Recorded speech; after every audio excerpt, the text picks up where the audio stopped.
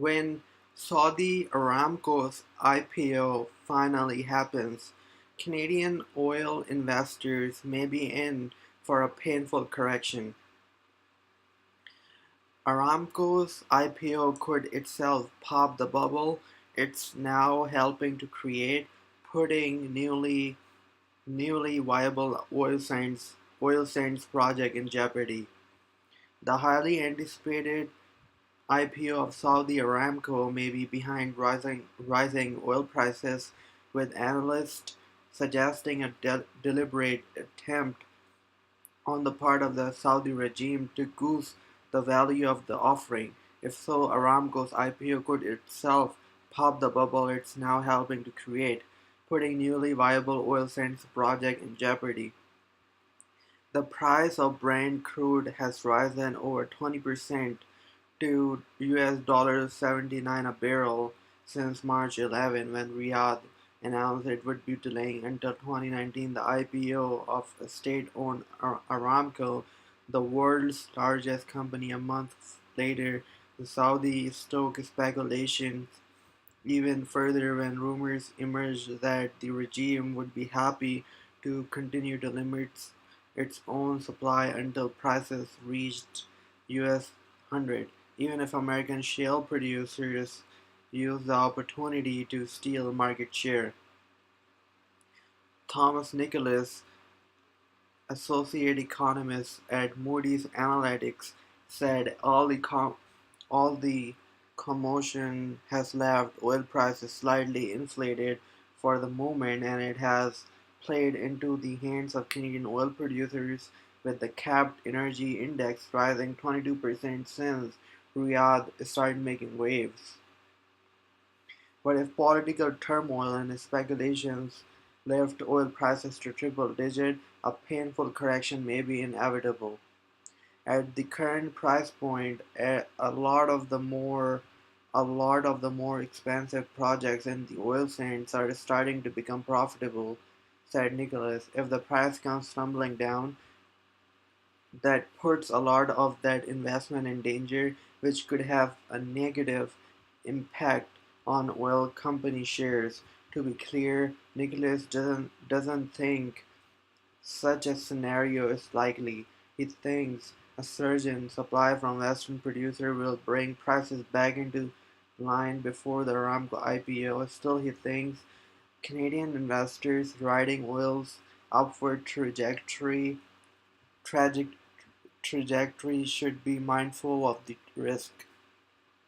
No date has been set for the IPO, but when Saudi Arabia finally does pull the trigger, it will no doubt make a historic occasion. Aramco is estimated to be worth US 1.5 trillion, and the Saudis have expressed a willingness to sell as much as 5% of its equity, worth approximately US $75 billion. That would easily make it the biggest IPO in history, with the Chinese runner-up Alibaba Group pulling in US 21.8 billion in 2014.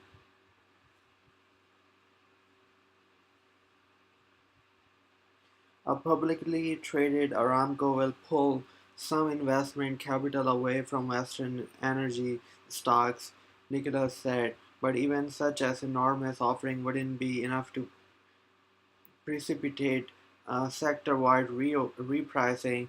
Rather, according to Umar Abidali, Ubaidili, motherfucker, program director at the Bahrain Center for Strategic International and Energy Studies, Aramco will give retail investors an entryway into the Saudi economy, where low-cost production and unusually centralized governance may be the recipe for long-term growth.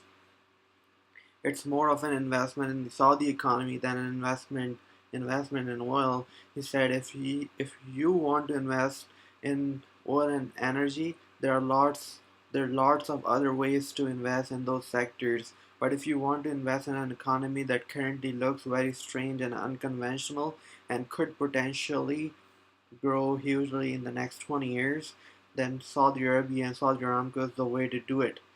Al-Ubaidali said if Aramco lists publicly, and that's a big if, given the regime's recent indication that it may sell the stakes privately, most of that capital will come from Chinese and East Asian investors. That strong interest from China could augur well for a listing on the Hong Kong Stock Exchange, although Al-Ubaidali said London is also a strong contender. A listing in New York, however, is less likely given the political baggage. Al-Ubaidali thinks the Saudi government will avoid a listing there given the 2016 passage of the U.S. Justice Against the Sponsors of Terrorism Act (JESTA) and the possibility that the legislation which facilitates civil action against Saudi Arabia for alleged involvement in the September 11 attack could be deployed against Aramco assets. Anything's possible though, and investors should be careful not to get caught up in the maelstrom of uncertainty swirling around the IPO, said Ubaidili. With so much money on the table, market commentators are going to be spinning the news furiously to try to skew markets. The different sides are going to be trying to move the price in the way that favors them. Until Aramco makes a statement, releases data, don't take much of what is being circulated seriously because there's so many people who are just talking nonsense. What's more, what's more important, Nicholas suggests, is not the competition that a publicly traded Aramco may represent, but rather the broad capitulation that it represents. The Saudi decision to limit supply, after all, comes at a steep cost as American shale producers move in to fill the void, surrendering global market share for petroleum, however, may give the Saudi government what it really wants, a more diversified economy as part of Crown Prince Mohammed bin Salman's Saudi Vision 2030 economic roadmap. Nicholas said it's not really in the interest of OPEC or the Saudi government to inflate oil prices, only to pull the chair out from under the market. A small short-term bubble, however, will allow the regime to maximize the value of a windfall that can be reinvested in other sectors.